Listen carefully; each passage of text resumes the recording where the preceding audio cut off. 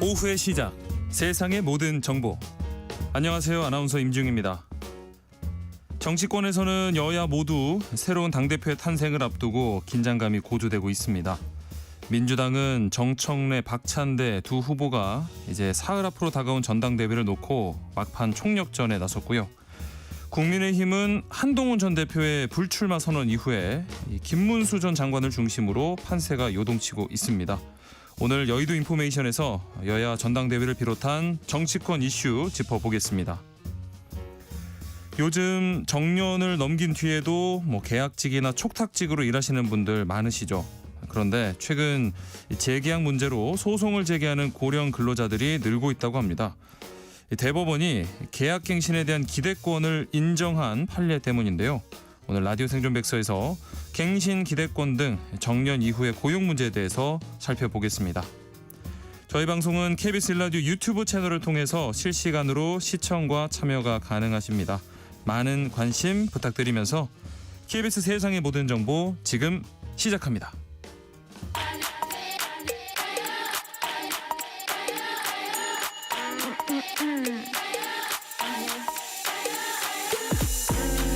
혹시 뉴스 빠뜨리셨나요? 한낮에 전해진 소식들 꼼꼼히 정리해드리겠습니다. 오늘의 뉴스 조현정 시사평론가와 함께합니다. 안녕하세요. 네, 안녕하세요. 도널드 트럼프 미국 행정부가 제시한 이 상호관세 부과 유예 시한 이틀 앞으로 다가왔습니다. 우리 정부가 막바지 무역 협상에 총력을 다하고 있는 모습이네요. 네, 구윤철 부총리 겸 기재부 장관 그 방미 첫 일정으로 하워드 러트닉 미국 상무부 장관 만났는데요. 예. 지금 김정관 산업부 장관하고 여한구 통상교섭본부장은 이미 미국에 있고 네.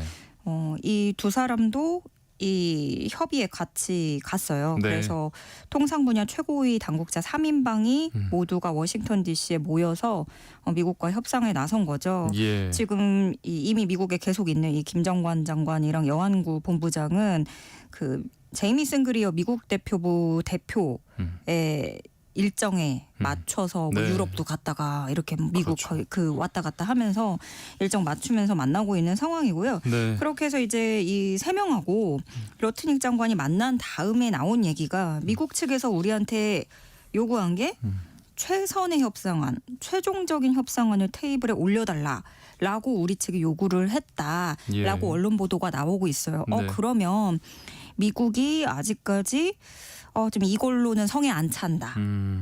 라면서 추가로 뭘 더 내놔라라고 네. 요구한 걸로 지금 풀이가 되고 있는 거고요. 예.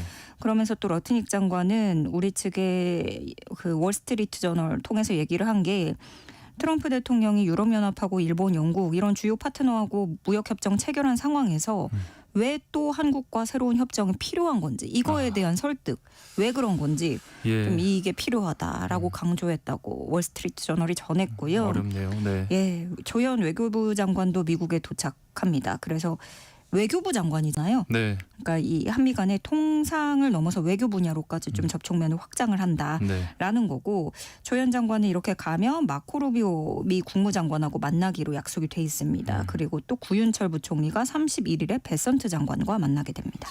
참 시간은 없고 상황은 좀 어려워지는데 이러다 보니까 이 대미 투자를 직접 실행할 한국 기업인들도 지금 워싱턴 DC로 모이고 있습니다.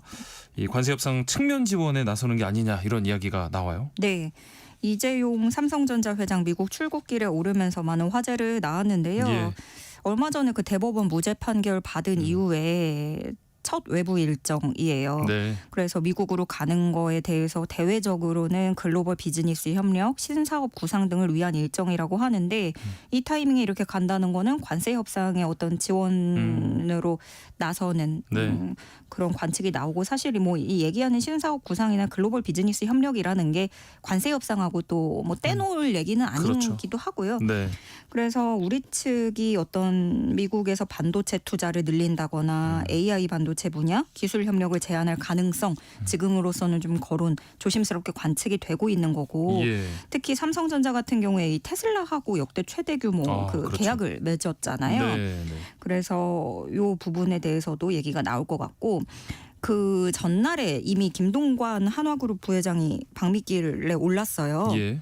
근데 이제 한화그룹 하면은 이제 우리가 미국 측에 제시한 게 조선산업협력 프로젝트잖아요. 마스가라고 해가지고 네. 우리가 지렛대 삼을 만한 카드가 사실 조선업으로 거론이 되고 있기 때문에 네. 김동관 부회장도 한국 협상단에 합류할 것으로 관측이 되고 있고 한화그룹이 지금 필라델피아에서 한화 필리조 선수로 인수해서 운영 중이거든요. 네. 그리고 김동관 부회장이 워싱턴 DC에서 미국 측 주요 인사들을 접촉하고 있다. 이렇게까지 상황이 좀 알려져 있는데 요거 자세히 보면은요. 삼성은 텍사스에 원래 공장 만들어서 투자하기로 했었죠. 네. 그리고 필라델피아 이 한화그룹이 필리 조선소 인수해서 운영 중인데 이 지역들을 보면 판벨트, 러스트벨트라고 해서 전통적으로 트럼프 지지층, 그러네요. 공화당 지지층 요렇게 볼 수 있는 것이고 네. 네, 사실은 트럼프도 국내 지지 기반을 위해서 어떤 걸 원하는지 어느 정도는 좀 추론을 해볼 수 있을 것 같습니다. 네, 트럼프 대통령도 워낙 또 보여주는 걸 좋아하는 사람이다 네. 보니까 지금 이 조현 외교부 장관이 취임 후 처음으로 순방길에 나섰는데 미국을 방문하기 전에 일본을 찾아서 한일 외교장관 회담을 했어요. 네, 일본으로 가서 이와야 다케시 일본 외무상과 회담했습니다. 외교부는 조현 장관이 취임 후에 첫 한일 외교장관 회담에 이어서 업무 만찬을 함께하고 양국 관계 발전, 지역 글로벌 정세 이런 상호 관심 현안에 대해서 폭넓고 심도 있는 의견을 교환했다. 이렇게 설명을 했는데요. 예. 조현 장관은 그 이재명 정부는 외교 정책에서 실용주의를 근간으로 우방국과 관계를 강화해 나가려고 한다. 국제 정세가 쉽진 않지만 우방국 간에 긴밀하게 협조하고 소통하면 잘 극복하고 기회로 만들 수 있다고 생각한다. 이렇게 언급을 했고요. 예. 셔틀 외교에 대해서도 얘기를 했고 그리고 또 뭐 이재명 대통령이 주재하는 회의에 내가 한국에서 참석을 하고 이렇게 왔는데 일본 방문한다고 하니까 이시바 총리에게 각별한 안부 인사 전해달라고 했다. 네. 이런 뭐 메신저 이렇게 역할을 하기도 했는데 네. 그러니까 요 순서를 보면은 원래 이재명 대통령이 취임했을 때도 그 일본하고 먼저 전화 통화를 그렇죠. 하면서 그 순서도 주목받았었잖아요. 네. 그리고 조현 외교부 장관이 미국 가기 전에 이렇게 일본을 들렀다가 가는 예. 좀 이례적인 행보인데 일본과의 어떤 파트너십 그리고 셔틀 외교를 우리는 공고히 할 것이다라는 의지. 그래서 우리 정부 지금의 외교 기조가 어떤지 보여주는 측면이 강하다고 할 수 있겠습니다. 네. 자, 그리고 윤석열 전 대통령 거부권 행사로 폐기됐던 양곡관리법 또 농안법 개정안이 이 국회 농림축산식품해양수산위원회 전체 회의 문턱을 넘었다고요? 네. 요 먼저 양곡법 개정안부터 보면은요. 정부가 쌀 생산량을 선제적으로 조절을 하되 만약에 과잉 생산된 쌀이 있으면 매입하도록 한다라는 게 골자입니다. 네. 근데 원래 민주당이 추진했던 법안이 내용이 조금 달랐어요. 그 양곡수급위원회가 있는데 여기서 정했던 기준 이상으로 그 쌀값이 너무 떨어지면은 초과 생산된 잉여분을 네. 정부가 의무 매입한다라는 거였는데 네. 이번 개정안에서는 그 쌀값하고 쌀 생산량 변동 범위를 정부가 정하도록 재량권이 부여됐다라는 점이 조금 다른 점이고요. 예. 다음으로 농안법 같은 경우에는 이것도 쌀 포함해서 주요 농산물 값이 일정 가격 아래로 떨어질 경우 농가에 정부가 차익을 보전한다라는 맥락은 비슷한 내용인데요. 예. 원래는 채소, 과일이 적용 대상이었는데 여기에 쌀까지 포함을 시킨 아하. 거죠. 네. 이 국민의힘은 원래 그 윤석열 정부 때 거부권을 행사를 했었고 그랬죠. 거부권을 요구를 해왔고 그러니까 이번에도 반대를 했는데 그리고 반면에 여당 같은 경우에는 원래 전임 정부 때부터 그 윤석열 정부 때부터 양곡관리법을 처리하려고 밀었었던 거잖아요. 네. 근데 지금 생각보다 여당이 더 속도를 내면서 진행을 하고 있는데 이거는 결국에 관세 협상을 고려한 걸로 아하. 보여지는 거죠. 네. 왜냐하면은 이 농축산물 시장 추가 개방 얘기가 거론되고 있고 그걸 피하기 어려워 보이고 그러다 보니까 농안법에서도 과일 채소뿐만이 아니라 여기다 쌀을 추가했다는 점 이런 게 보여지는데 결국에는 농업계 달래기의 일환이다 이렇게 해석을 할 수 있겠습니다. 네. 한낮의 교양 파트너 지금 여러분께서는 세상의 모든 정보와 함께하고 계십니다. 이재명 대통령이 어제 국무회의 주재를 하면서 이 포스코 ENC가 시공하는 현장에서 또다시 이 노동자 목숨을 잃는 사고 발생했던 점 언급을 했죠. 네, 국무회의가 좀 전무후무하게 생중계됐어요. 예, 네. 그래서 국무위원들도 회의 직전까지 이거 몰랐다가 생중계된 거라고 하는데 네. 요거는 이재명 대통령이 그렇게 하자고 한 거고 저 특유의 스타일이긴 해요. 경기지사 때도 그렇게 했었고 네, 네. 그리고 뭐 생중계가 어떤 의미가 있을까 뭐 혹은 부정적인 시각도 있을 수야 있겠지만 사실 별도의 편집 없이 공개하는 그 자체가 뭐 이재명 대통령 본인으로선 자신감이 있을 수도 있는 거고 네. 혹은 또 그렇잖아요. 뭐 토론이라는 게 꼭 항상 매끄럽지만은 않아요. 그렇죠. 앞으로도 뭐 중간중간 엇박자가 있다고 하더라도 가감 없이 국민과 소통을 하고 뭐 좀 정부 정책 토론의 문화를 바꿔보겠다라는 시도로 좀 높이 평가는 할 수는 있을 것 같아요. 예. 근데 일단 이 산재에 대해서 이재명 대통령이 계속 좀 신경을 쓰고 있다는 게 두드러지는 점이잖아요. 네. 얼마 전에 그 SPC 빵 공장 찾아가가지고 질타를 했었는데 네. 포스코 ENC 사고하고 SPC 공장 사고가 유사한 점이 있다면 다 똑같은 방식으로 사망 사고가 반복되고 있다는 점이에요. 그렇죠. 네. 반죽 기계에 끼거나 이런 끼임 사고 그리고 네. 천공기에 끼어서 계속 근데 이게 똑같은 패턴으로 반복됐다. 반복되는 거. 네. 예.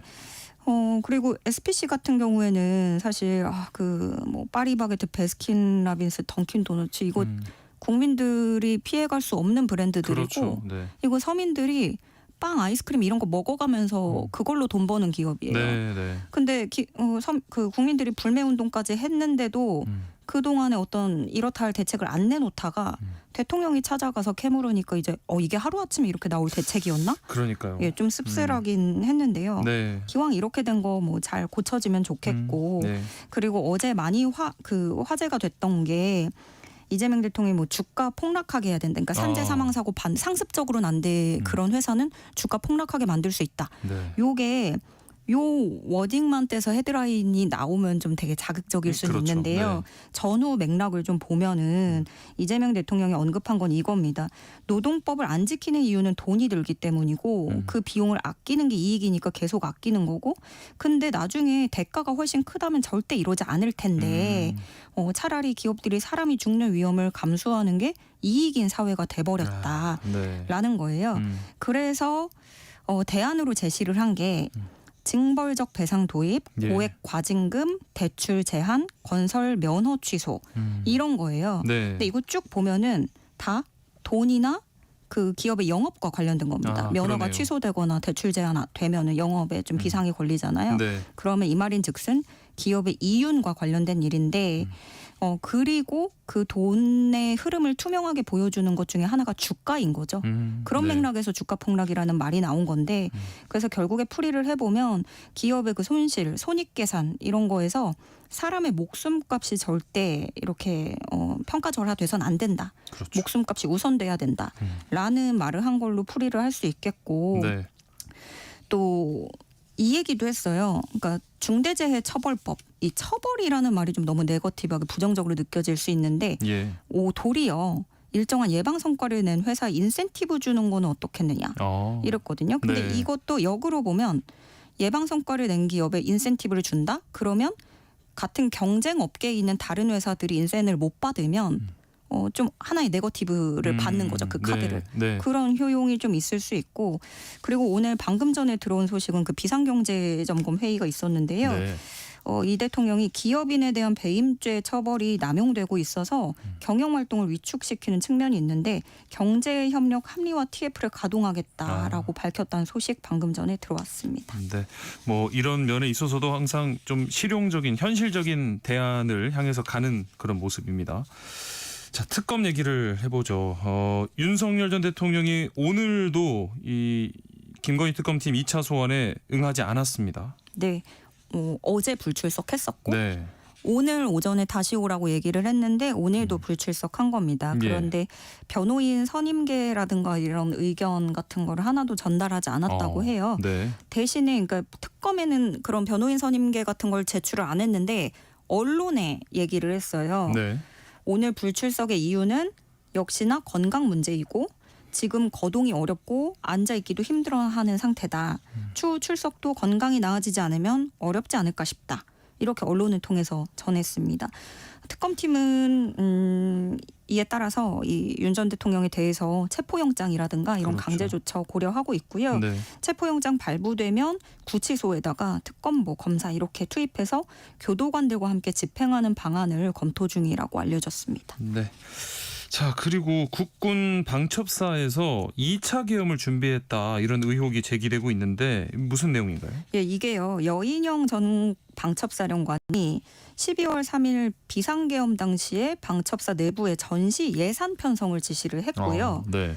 그리고 또 하나는 계엄 해제 다음 날에도 전시 예산 편성과 관련한 세부 내용이 담긴 공문을 하달했다라고 확인이 된 건데 예. 주목할 점은 계엄이 국회에서 해제된 날인데 다음 그렇죠. 날인데 이게 왜 필요했는가? 끝났는데. 네, 요겁니다. 실제로 이 지시에 따라서 예산 실무자가 12월 4일 오전에 전시예산 편성 요구안 양식을 작성한 것으로 알려졌고요. 네. 그 다음 날인 12월 5일에도 대령 결제 거치고 나서 2025년 전시예산 편성 지시 공문을 방첩사 각 처, 실마다 하달한 것으로 파악이 됐습니다. 예. 이때 12월 4일 이럴 때는 새벽에 국민들 이거 계엄 해제돼가지고 그렇죠. 이제 계엄 안 한다 이럴 때였는데 전시 예산을 이렇게 편성하고 있었다라는 네. 거잖아요. 예. 그래서 뭐 공문 전달받은 부서에서는 이게 반발이 좀 있었다는 후문도 들려오고요. 네. 계엄 선포 당시에 그러면 방첩사 주축으로 이거 또 계엄이 진행이 다시 되면 합동수사본부가 꾸려질 것도 고려를 해서 급하게 예산 마련을 지시한 거고 또다시 계엄이 선포될 상황을 준비한 게 아니냐라는 의혹이 짙어지고 있습니다. 네. 어디까지 계획을 했고 준비를 했었는지 철저하게 또 밝혀져야 될 것 같고요. 다음은 의료계 소식입니다. 의정 갈등 속에 치러지는 의사 국가시험 신청자가 예년의 절반 가까운 수준까지 회복했다고요? 네, 제90회 의사 국시 실기 시험에 1,450명 접수한 것으로 알려졌는데요. 네. 통상적으로 의사 국시 하면은 이제 뭐 본과 4학년들이 주축이 되고 네. 거기에다가 그전 시험 떨어진 사람들이라든가 이렇게 시험을 보는데 네. 보통 그게 3,200명 정도였어요. 네. 그걸 고려를 하면 올해는 45% 정도가 지원한 건데 그 의정 갈등 한창일 때 바로 직전 국시 응시자가 400명이 안 됐었거든요. 네. 그때 10%도 안 됐어요. 8.8% 정도. 그래서 그 당시 국시 시험 응시자 자체가 없으니까 올해 그 여파를 받으면서 배출된 의사가 10분의 1로 확 줄어들었던 거죠. 전년보다. 예, 네. 그래서 올해 국시 응시자가 내년도 의사 배출에 이제 영향을 주는 그러네요. 건데, 네. 그래서 이번에는 확실히 본과 4학년 중심으로 복귀하는 의대생이 늘었다라고 볼 수 있고, 그러면 예. 내년에 배출되는 신규 의사 적어도 올해보다는 많이 늘어날 전망입니다. 그렇겠네요. 그러나 이런 식으로 이제 돌아왔을 때 국민들의 반응이나 환자분들의 이건 좀 사실 상처가 네. 다 아물진 않았잖아요. 그렇죠. 의정 갈등 이후 1년 반 만에 전공의 단체와 환자 단체가 처음으로 만났습니다. 네. 전공의 단체가 사과를 했어요. 일단 갈등을 봉합한다는 의미가 있겠지만 복귀하는 명분을 쌓는 것도 있을 것이고요. 네. 환자 단체는 전공의들이 조건 없이 복귀를 해야 되고 그리고 의료 사태 재발 방지를 꼭 약속해야 된다라는 네. 입장을 거듭 강조했습니다. 예. 이 두 단체 다음 달이나 9월쯤 또 만날 거라고 밝힌 상태입니다. 네, 어쨌든 다시는 이런 일이 또 벌어져서는 안 되겠죠. 그게 가장 중요한 부분이겠습니다.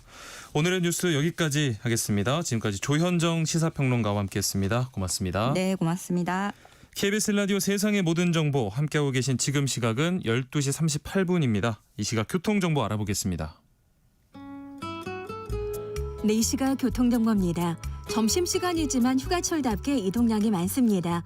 사고도 곳곳에서 발생하고 있는데요. 서울시내 강변북로 구리 쪽 동호대교 부근에서 사고 났습니다. 가양대교 부근부터 길게 밀려가고 있습니다. 올림픽대로는 여의하류에서 동호대교 쪽으로 차가 많습니다. 고속도로는 서울 양양고속도로 양양 쪽이고요. 전체 23km 구간 막히고 있습니다. 덕소 3패에서 서종 쪽으로 정체입니다. 또 동산 요금소 부근에서 춘천 분기점 쪽으로 막히고 있는데요. 춘천 분기점 부근에서는 사고도 처리하고 있습니다. 내촌 부근과 양양 분기점 부근의 어려움도 예상하셔야겠습니다. 영동고속도로 강릉 쪽 마성터널 부근에서 양재 터널 쪽으로 답답합니다. 후법에서 이천 그리고 만정분기점에서 원주 쪽으로도 많이 밀리고 있습니다. KBS 교통정보센터에서 이현입니다.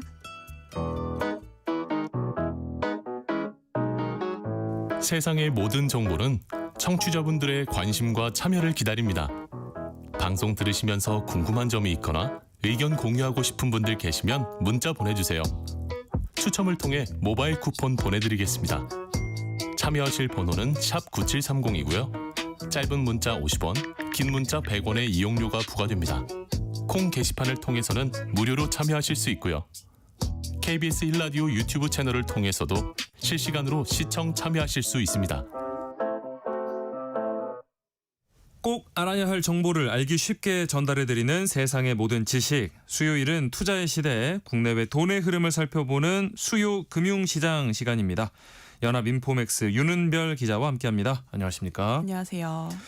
자, 먼저 오늘 코스피 시장부터 살펴볼까요? 미국과의 관세 협상 시한을 이제 이틀 앞두고 있는 상황에서 소폭 상승세를 보이고 있네요.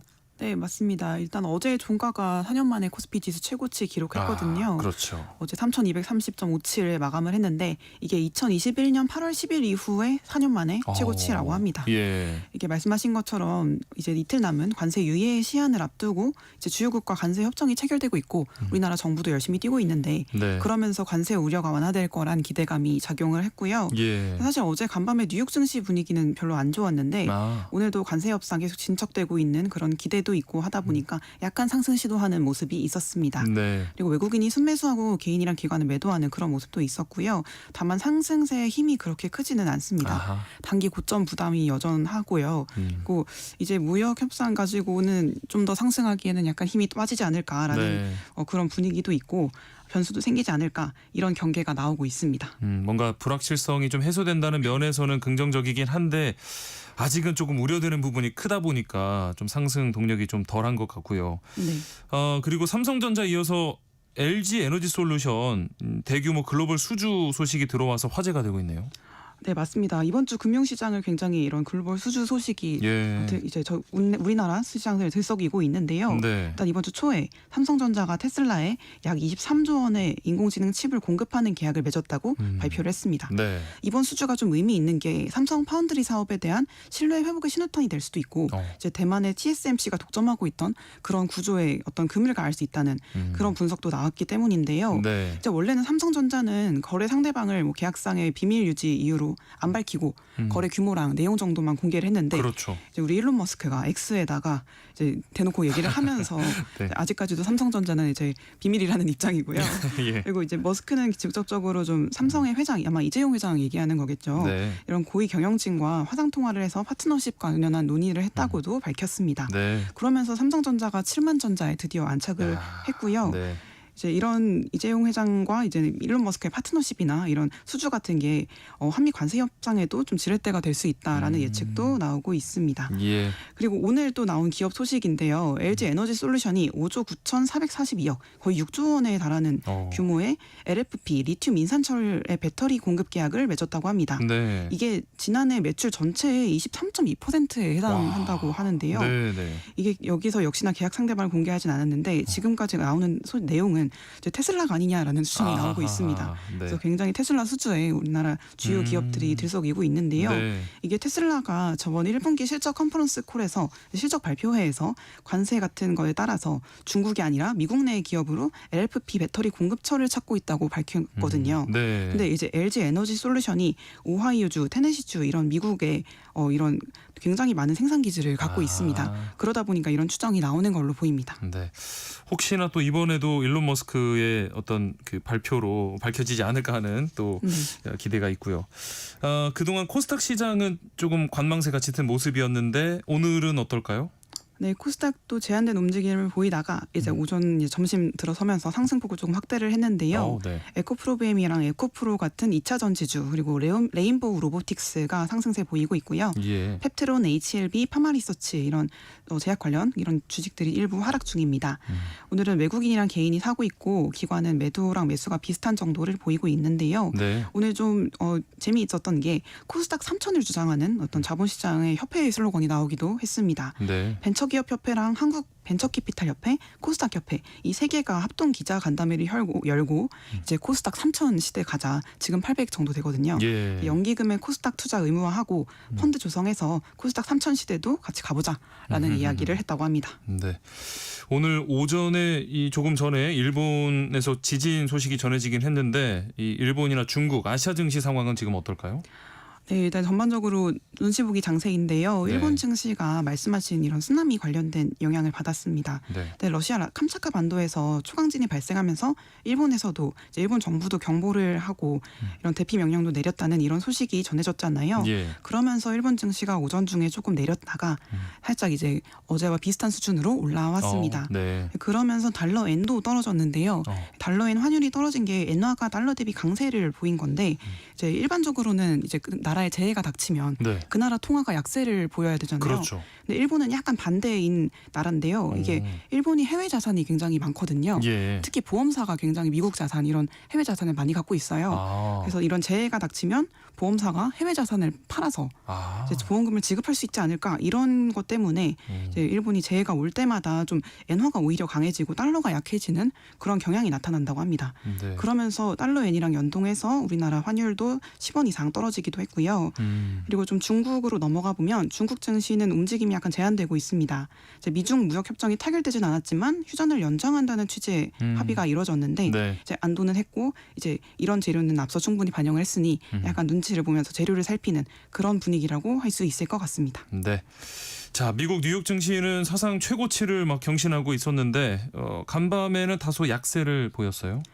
네, 뉴욕 3대 지수 다우존스, S&P, 나스닥 이런 3대 지수 일제히 약세를 보였고요. 예. 근데 장중에는 사상 최고치를 경신하긴 했는데 장 마감 때는 약간 약해져서 끝나는 그런 모습이었습니다. 네. 그동안 시장이 좀 무역 합의 기대감을 좀 이렇게 반영을 하면서 약간 지탱을 했었는데 네. 이게 약간 소멸을 했잖아요. 이제 네. 주요국이랑 협상도 체결이 되고 있고 그러면서 추진력이 약간 약해지는 모습이었고요.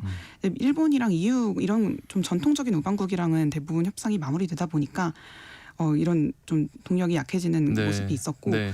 그리고 또 미국에서 좀 더 어떤 경제 불확실성으로 떠오르는 게 미국이 러시아를 겨냥해서 좀 제재를 언급한 게 약간 불확실성으로 떠오르고 있거든요. 네. 트럼프 대통령이 오늘로부터 10일 안에 러시아 우크라이나 후전 안 하면 러시아에 관세를 부과할 거다. 100% 부과할 거다. 이렇게 밝혔거든요. 예. 예, 그러면서 조금 어떤 불안을 조성을 했고 원유 가격에도 좀 영향을 끼치면서 유가가 상승하기도 했습니다. 예. 좀 한편으로는 이제 미국의 FOMC 기준금리 결정하는 FOMC 회의가 지금 이제 어제 오늘 새벽까지 진행하고 있거든요. 네. 그래서 한국 시간으로는 내일 새벽 금리 결정이랑 이제 제롬 파월 연준 의장의 기자회견이 나옵니다. 네. FOMC가 일단은 금리가 동결할 가능성이 큰데 금리 인하를 주장하는 목소리가 어느 정도 나올지가 관심사입니다. 네.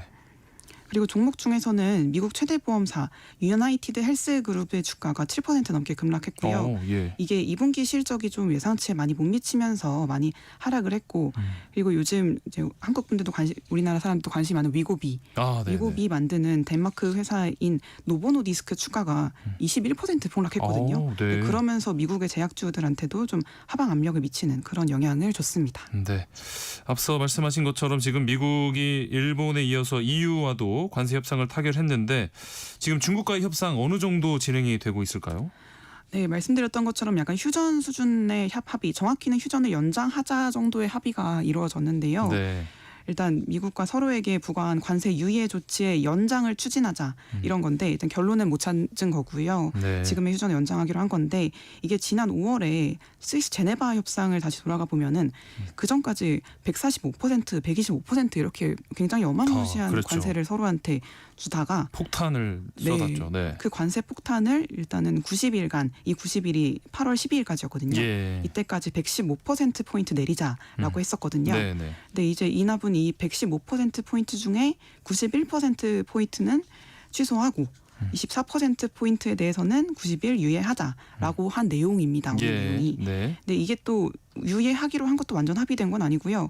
유예 연장을 추진하자라는 거였는데 미국에서는 트럼프 대통령이 관세 유예 연장을 승인하지 않으면 중국산 상품에 대한 관세는 4월 수준, 그러니까 91%포인트 살아있는 그 수준으로 돌아가거나 트럼프 대통령이 선택하는 수준으로 돌아갈 거라고 설명을 했습니다. 네. 근데 그래도 중국이랑 진전이 있다고는 계속 얘기를 하고 있거든요. 예. 스콧 베센트 미국 재무장관이 소셜미디어에 글을 올려서 중국 당국과의 협상은 계속 진전을 보이고 있고 그런 가운데 이미 중국의 주요 무역국인 EU, 일본, 인도네시아, 베트남 이런 나라들과도 협상을 타결했다라고 얘기를 했습니다.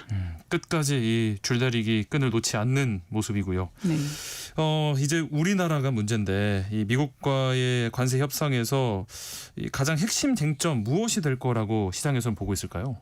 네, 결국에는 얼마냐, 돈을 얼마나 투자할 거냐 네. 이게 가장 중요할 것 같습니다. 자, 한국 정부는 마스가라고 하는 다시 미국 조선업을 위대하게라고 이름을 붙였던 그 수십조 원 규모의 현지 투자랑 금융 지원 패키지를 먼저 제안하기도 했잖아요. 예. 근데 이제 외신 보도가 계속 나오는 거에 따르면 미국이 약간 이런 거에 만족하지 못하는 그런 뉘앙스가 많이 나오고 있거든요. 네네. 이제 이 WSJ 월스트리트 저널 보도에 따르면 한국이 1천억 달러의 플러스 알파 규모의 투자 계획을 준비했는데 미국 측에서는 이에 4배의 4천억 달러의 투자를 요구했다는 예. 그런 보도가 나왔거든요. 네. 그래서 이 지금 한국 정부가 얘기하고 있는 투자 규모 이상의 것을 원하는 게 아니냐 이런 해석이 나오고 있고요. 아무래도 일본이 5,500억 달러, EU가 6천억 달러 이런 투자를 약속한 만큼 미국의 눈높이가 좀 높아져 있는 상태라 네. 저희 후발주자인 저희가 얼마나 맞춰줄 수 있을지가 관건일 것 같고요. 네. 그리고 또 현대차에서 지난 3월에 미국의 루이지애나주 제철소 건립을 약속을 했었잖아요. 네네. 이때 거의 규모가 210억 달러 정도 됐는데 이런 것들 좀 기투자건도 좀 합쳐서 할 수도 포함해서. 있을지 이런 것도 관건이고요. 네. 우리나라는 아무래도 조선 분야가 최대 지렛대가 될 것 같습니다. 네. 네, 한화그룹의 김동관 부회장이 지금 어제 미국에 입국을 했거든요. 예. 이게 지금 한화에 있는 조선소도 이미 미국에서 운영을 하고 있고 그러고 있는 상황에서 워싱턴에서 미국 쪽 인사를 좀 접촉을 하고 있다 이런 보도도 나왔습니다. 네. 그리고 이재용 부회장도 워싱턴에 출국을 했고요. 그리고 오늘 방금 나온 소식이 정의선 현대차그룹 회장도 출국을 오늘 한다고 합니다. 예. 그래서 이제 재계가 총출동해서 이런 관세 협상단에 합류를 하거나 간접적으로 우회 지원할지도 관건이 될 것 같습니다. 그리고 농산물 관련해서도 미국이 요구를 하고 있는 게 미국산 소고기 수입 확대, 쌀 수입 커터 확대 이런 걸 요구를 하고 있는데 정부도 어느 정도 열어놓고 농산물도 올려놓고 있다고 하고 있고요. 네. 그리고 좀 더 구체적으로 들어가면 트럼프 대통령이 원하는 바에 합의를 하더라도 좀 실제 타임라인이 언제 투자를 하고 이런 방식이 어느 정도로 나올지도 관건일 것 같습니다. 네. 자, 그리고 지금 미국 국채 금리가 하락하고 있다고 하는데 국채 금리가 하락한다는 거는 국채 가격이 올라간다는 의미죠? 네, 맞습니다. 미국 국채 금리가 하락하고 국채 가격이 지금 올라가고 있는데요. 네. 미국 국채 10년 금리가 4.3% 수준까지 내려왔거든요. 예. 이게 단기적으로는 미국 국채 발행 계획이랑 연관이 돼 있는데 이게 QRA라고 부르는 재무부의 분기 국채 발행 계획 발표가 내일 예정돼 있습니다. 예. 근데 트럼프 대통령이 아무래도 그동안 미국 정부의 어떤 재무 부담이 너무 심하고 이자 비용이 너무 많이 나간다 이런 얘기를 많이 밝혀온 만큼 네. 좀 공급을 줄이거나 하는 이런 걸 뒷받침하는 내용이 들어갈 걸 기대하는 분위기가 있고요. 예. 그리고 최근에 파월 의장을 향한 좀 압박이 이어지면서 연준 금리 인하에 대한 기대도 좀 있고, 그리고 최근 이런 미국 시장 동향을 보면은 증시는 강세, 그리고 국채 금리는 하락, 가격이 올라가는 그런 모습으로 나타나고 있는데 아무래도 관세에 대한 미국 내 인플레이션 우려 같은 게 일단 더 사그라든 것으로 해석할 수 있겠습니다. 네. 마지막으로 이번 주 주요 경제 이벤트 정리해 주실까요? 네, 단연 한국이랑 미국 간의 관세 협상 도대체 어떻게 언제 끝날 것이냐 예. 이게 가장 큰 관건일 것 같습니다. 네. 시간 자체가 이틀밖에 안 남은 만큼 좀 급박한 상황이기도 하고요. 네. 과연 우리 일본이나 EU 정도의 성적표를 좀 가져올 수 있을지가 관건일 것 같습니다. 네. 그리고 내일 새벽에 그 좀 글로벌 이벤트로는 FOMC 금리 결정 말씀드린 대로 있고요. 네. 연준이 금리는 동결하겠지만 이제 9월 인하를 가능성을 열어놓을지가 좀 관심사입니다. 네. 파월 의장이 그동안 관세 불확실성 때문에 인하를 미뤄왔는데 관세 협상이 어느 정도 마무리되고 있는 만큼 어떤 판단을 할지가 좀 주목이 되고 있습니다. 네. 오늘은 여기까지 하겠습니다. 저희 세상의 모든 정보 다음 주부터 프로그램 세 단장을 하면서 수요 금융시장 코너 오늘로 마무리하게 됐는데요. 그동안 국내외 금융시장 소식 빠르고 정확하게 전해주셔서 진심으로 감사하다는 말씀 드리겠습니다. 지금까지 연합인포맥스 윤은별 기자와 함께했습니다. 고생 많으셨습니다. 감사합니다. 네. KBS 세상의 모든 정보 1부 순서 여기서 마무리합니다. 이어지는 2부에서는 사건 사고 뉴스를 살펴보는 하프타임 뉴스 준비되어 있고요.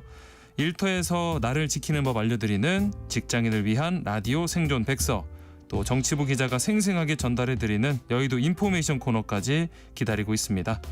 2부에 다시 찾아오겠습니다.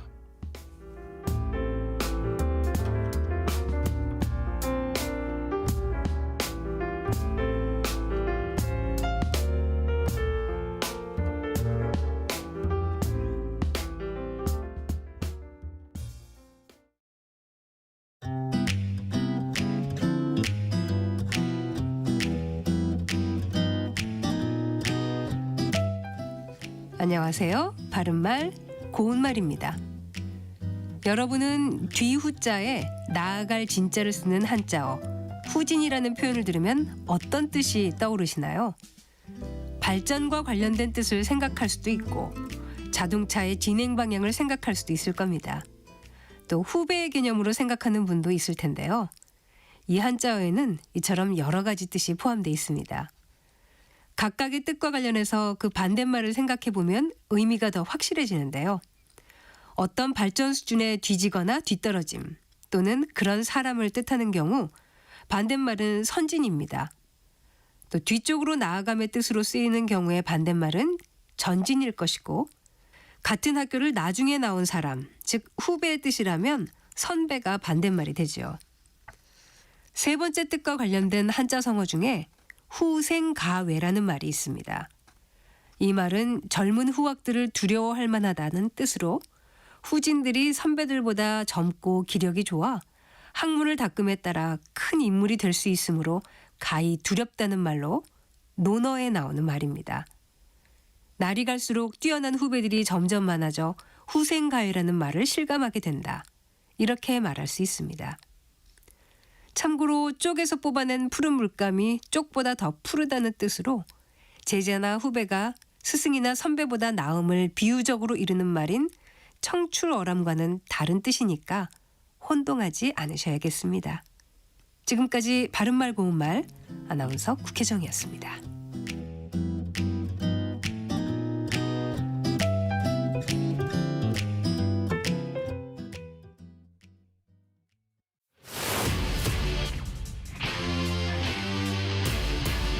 토론에 정답은 없습니다.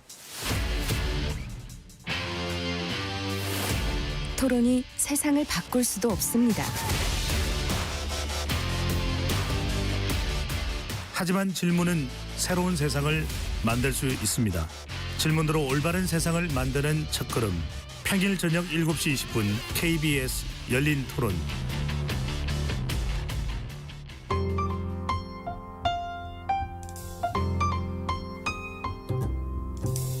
어떤 하루 보내고 계신가요? 눈코 뜰 새 없이 바쁘게 지나가는 한 주. 따뜻한 시선으로 하루를 마무리합니다. 당신을 위한 지식 쉼터. 오늘 밤 일라디오. 월요일부터 금요일. 매일 밤 10시 5분에 시작합니다.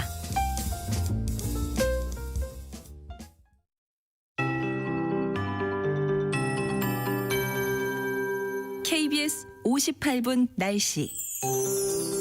중복더위가 기승을 부리고 있습니다. 현재 전국에 폭염경보가 발효 중인 가운데 요즘 기온이 예년 이맘때보다 1도에서 5도 정도 높습니다. 오늘 예상 낮 최고 기온은 대전 38도, 청주와 전주 37도, 서울과 대구 36도, 광주 35도, 강릉, 부산, 제주 33도가 되겠고요. 습도가 높은 지역은 체감온도가 기온보다 더 높겠습니다. 온열 질환에 걸리는 분들이 늘어나고 있습니다. 하루 중 가장 더운 때인 낮 12시부터 오후 5시 사이에는 가급적이면 불필요한 야외 활동은 자제하고 시원한 장소에서 휴식을 충분히 취하면서 물을 자주 마셔주시기 바랍니다. 내일도 오늘과 비슷한 더위가 나타나겠고요. 당분간 폭염과 열대야가 이어지겠습니다. 오늘 전국에 가끔 구름이 많이 끼겠고 자외선 지수가 매우 높음까지 오르겠습니다. 또 호흡기와 눈에 해로운 오존 농도도 높겠습니다.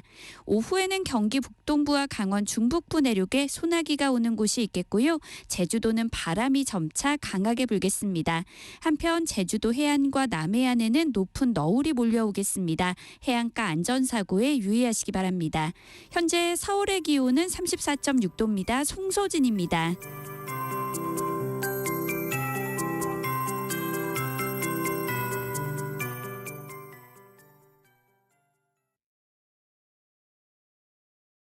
정성을 다하는 국민의 방송 KBS가 한시를 알려드립니다. AM 711kHz, FM 97.3MHz, KBS 1라디오입니다. HLKA.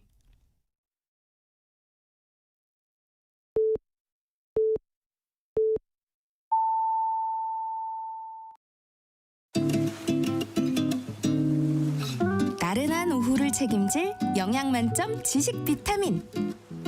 세상의 모든 정보.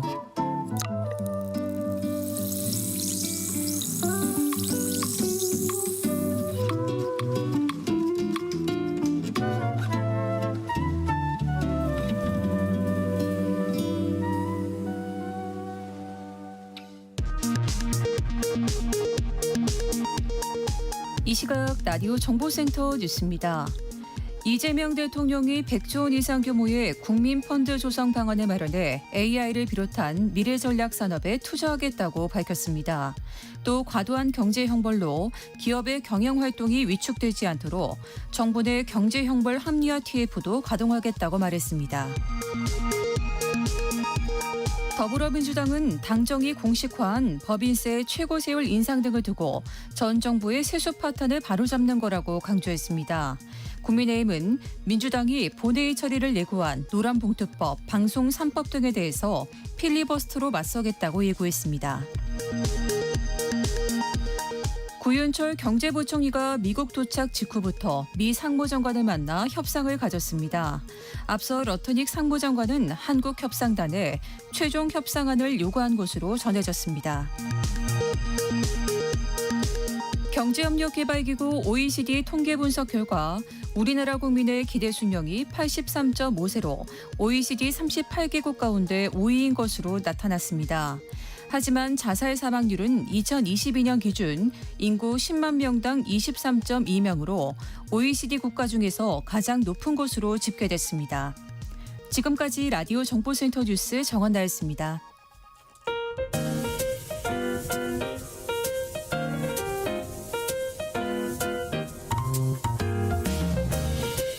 정신없이 바쁜 하루, 지금 우리 주변에서 벌어지고 있는 사건, 사고 소식들 한숨 돌리며 살펴보시죠. 하프타임 뉴스 임선우 뉴스캐스터와 함께합니다. 안녕하세요. 안녕하세요.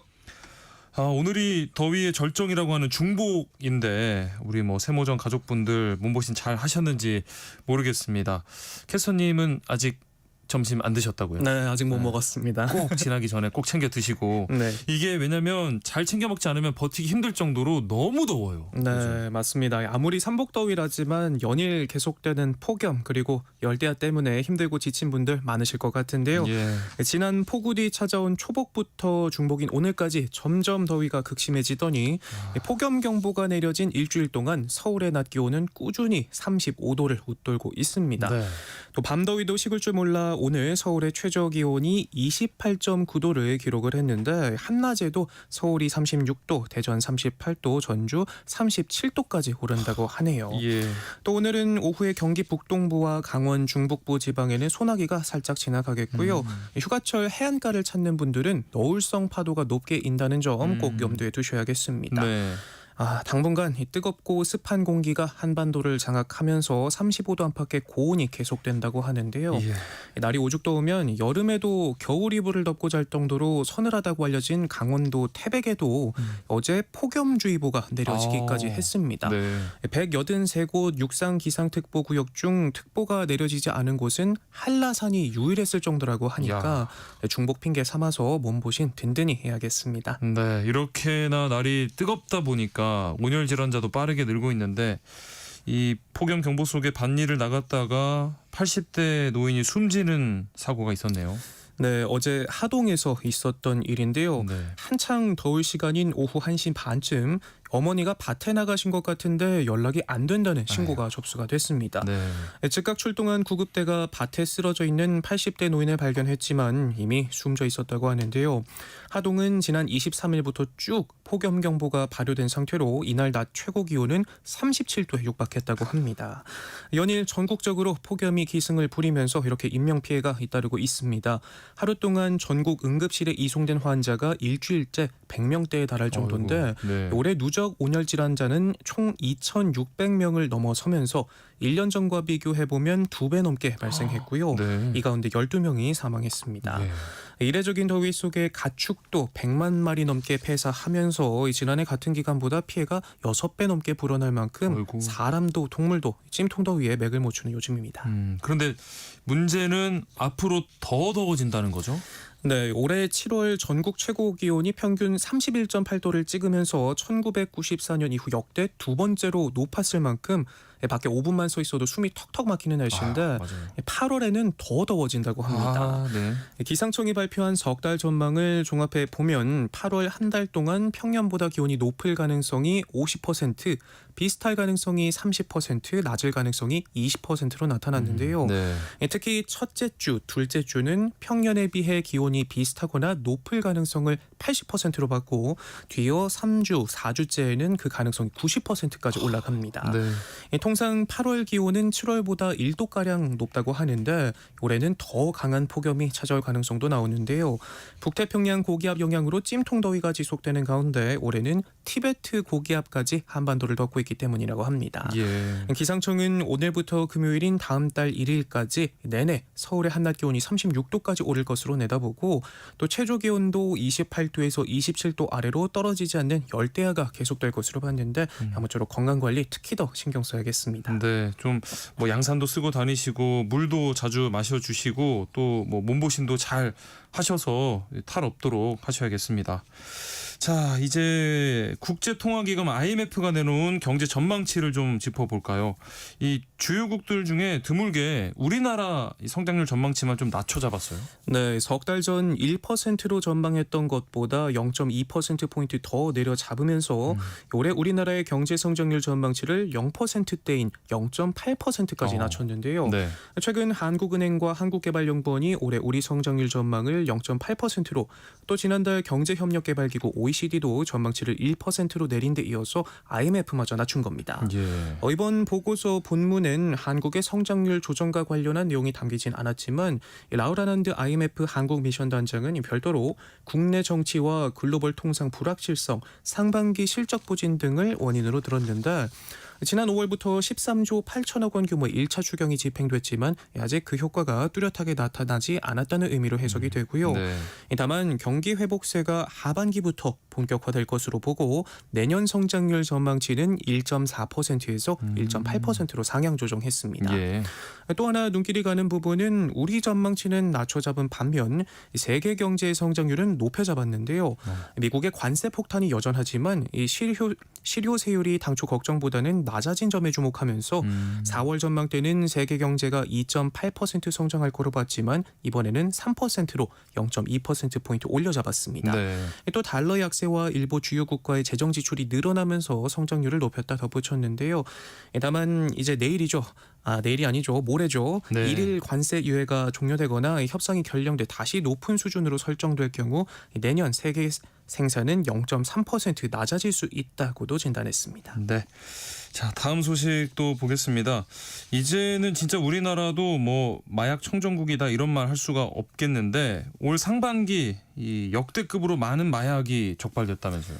네, 올 상반기에만 벌써 617건 2톤 이상의 마약이 세관 당국에 적발됐는데요. 2톤이요? 예, 네. 이게 얼마나 많은 양이냐면 필로폰 1회 투약량이 0.03g임을 고려했을 때 자그마치 9천만 명이 투약할 수 있는 분량으로 역대 최대 규모라고 합니다. 예. 지난해 같은 기간과 비교해봐도 적발 건수는 70%, 중량은 무려 800%가 늘었는데요. 네. 특히 중남미에서 들어온 대규모 마약 밀수 적발이 늘어난 게 특징이라고 합니다. 예. 지난 4월 강릉 옥계항에서만 1,690kg, 5월 부산신항에서 600kg의 코카인이 적발이 됐는데 이들 모두 각각 페루와 에콰도르에서 출발한 것으로 파악이 됐고요. 예. 미국과 캐나다 피해자가 고강도 국경 강화 조치에 나서면서 이 풍선 효과처럼 중남미 마약 조직이 아시아 등 새로운 시장으로 진출하기 위해 거듭 시도하고 있다고 합니다. 예. 종류별로는 코카인과 케타민, 마약 성분 의약품 미수 적발이 늘었는데 매년 걸리는 필로폰은 올 들어 소폭 줄었지만 여전히 코카인에 이어서 2위에 올랐고요. 또 눈길이 가는 게 여행자나 특송 화물 밀수 적발이 늘어난 반면 국제 우편 경로는 감소하는 것으로 집계됐는데 네. 여행자가 반입한 게 280건 정도로 절반에 가까울 만큼 가장 많았습니다.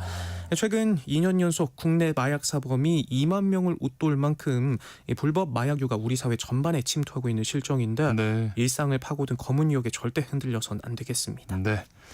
자, 그리고 80대 노부부 집에 이 돈다발을 턴 강도가 잡고 보니까 농협 직원이었다는데 무슨 사연인가요? 네, 며칠 전 새벽 이 포천에 있는 한 아파트에 강도가 침입해 80대 부부를 흉기로 위협하고 현금 등 수천만 원 상당의 금품을 훔쳐 달아나는 사건이 발생했습니다. 예. 그런데 피의자는 놀랍게도 지역 농협 직원이었던 것으로 드러났는데 네. 피해자 부부도 이 직원이 일하던 지점의 고객이었다고 하고요. 범행 이후 평소처럼 멀쩡히 출근까지 했다가 경찰에 긴급 체포됐습니다. 네. 이들 부부는 해당 지역 농협에 큰 돈을 예금을 해놨는데 이달 초 3억 원을 인출해 갔다고 하는데요. 경찰은 피의자가 이 사실을 알고 이들이 살고 있는 자택에 침입한 것으로 보고 있습니다. 네. 경찰 조사에서 옆 창구에서 들은 대화를 통해 피해자를 알게 됐다는 취지로 범행은 인정했지만 구체적인 동기에 대해서는 밝히지 않은 채 묵묵부답이라고 하는데 피해자의 구속 여부는 이르면 오늘 오후 결정될 것으로 보입니다. 네. 사건 사고 소식 더 살펴보겠습니다. 인터넷에서 중고 물품 거래할 것처럼 속여서 거액을 챙긴 이 사기 조직이 검찰에 넘겨졌다고요. 네, 요즘 경기도 어렵고 또 플랫폼도 워낙 많아지다 보니까 손쉽게 중고 거래하시는 분들 참 많죠. 네. 그만큼 사기 피해도 많은데 이렇게 아예 대놓고 조직적으로 사기를 치던 조직이 검찰에 넘겨졌습니다. 경기 남부경찰청 사이버범죄수사대는 사기 혐의로 11명을 구속 송치하고 4명을 불구속 송치했는데 이들은 지난해 10월부터 올해 1월까지 인터넷 중고거래 사이트에 중고 참여 가전제품 등 허위 매물글을 올린 뒤 돈만 가로챈 혐의를 받습니다.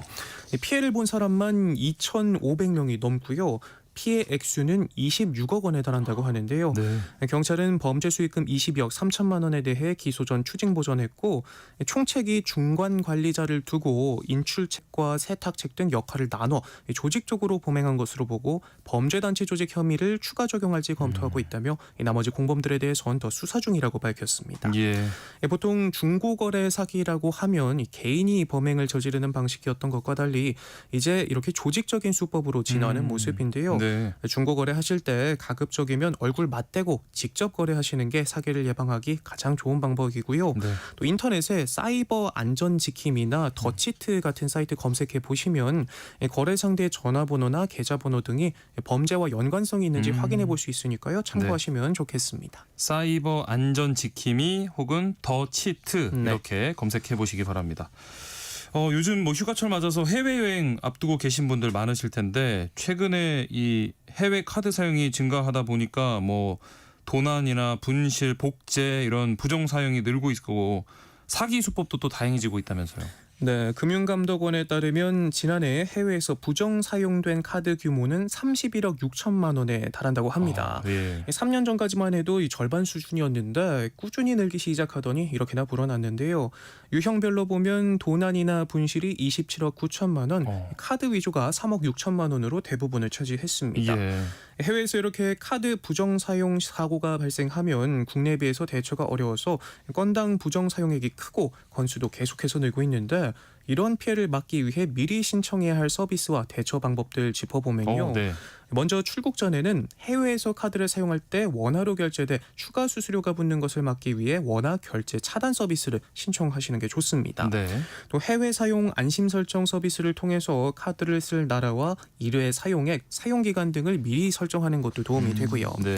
해당 서비스들은 카드사 앱에서 신청이 가능하기 때문에 출국 전 미리 앱을 다운로드하고 카드 분실센터 컴퓨터 전화번호를 메모해두면 추후 사고가 발생했을 때 빠른 신고도 가능하겠죠. 예. 또 해외 체류 중 카드를 분실하거나 도난당하면 카드사에 즉시 사용 정지를 신청해야 하는데 여러 장의 카드를 분실했더라도 카드사 한 곳에 연락하면 일괄 분실 신고 처리가 가능하고요. 네. 이후 다른 결제 수단이 필요한 경우 체류국가의 비자 등 일부 카드사 서비스 센터에서 긴급 대체 카드를 발급받을 수 있으니까요. 네. 해외여행 나가시기 전에 꼭 신청하시고 안전한 휴가 즐기시기 바랍니다. 네, 이렇게 해외에서 카드를 분실하거나 도난당하면 엄청 당황스러우실 텐데 너무 당황하지 마시고 빠르게 카드사에 먼저 연락을 하시는 게 중요하겠습니다. 네. 마지막으로 참 기적 같은 감동 사연인데 이 친척 집에 가려고 혼자 버스를 탔다가 실종됐던 딸이 수십 년 만에 엄마랑 상봉을 했어요. 네, 혼자 버스를 타고 이모 집에 가다 사라진 7살 딸아이가 무려 54년 만에 어머니와 다시 만난 사연인데요. 네. 당시에는 연락수단도 없었고 이 친척 집에서 한두 달씩 지내는 일도 흔했던 터라 실종 사실을 뒤늦게 깨달은 어머니는 경찰에 실종 신고를 했지만 딸아이를 찾지 못했는데 그러다 50여 년이 흐른 2023년 7월 죽기 전 얼굴이라도 한번 보고 싶다며 아이고. 다시 실종 신고를 했다고 합니다. 네.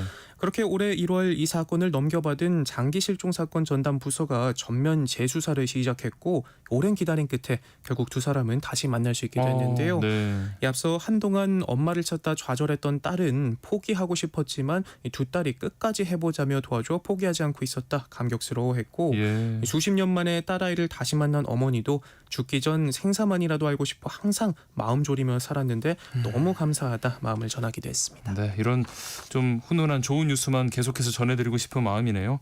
오늘 말씀 여기까지 나누겠습니다. 지금까지 임선우 뉴스캐스터와 함께했습니다. 고맙습니다. 고맙습니다. 자, 여기서 노래 한 곡 듣고 가겠습니다. 남성 R&B 듀오 Fly to the Sky가 부른 곡인데요. 2002년에 발표된 Sea of Love 함께 듣고요. 라디오 생존 백서 그리고 여의도 인포메이션 코너로 이어가겠습니다. 오늘 점심 메뉴 추천. 귀로 듣는 푸짐한 지식 한 상 어떠세요? 세상의 모든 정보. 아나운서 임지용입니다. 일터에서 억울한 일은 없어야겠죠. 알아두면 도움이 되는 노동법 이야기, 직장인을 위한 라디오 생존 백서. 소나무 노동법률사무소 김효신 노무사 나오셨습니다.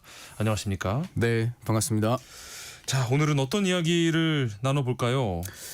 네, 요즘에는 뭐 정년 60세가 지나시더라도 계속 일하시는 분들이 많잖아요. 네. 뭐 정년 퇴직 후에 그 회사에서 계속 촉탁직으로 일하시게 되는 경우도 있고 네. 그 회사 나오셔가지고 다른데 회사에 취업하시거나 아니면 대부분 우리 이제 실버 노동자분들이 경비 혹은 미화직에 네.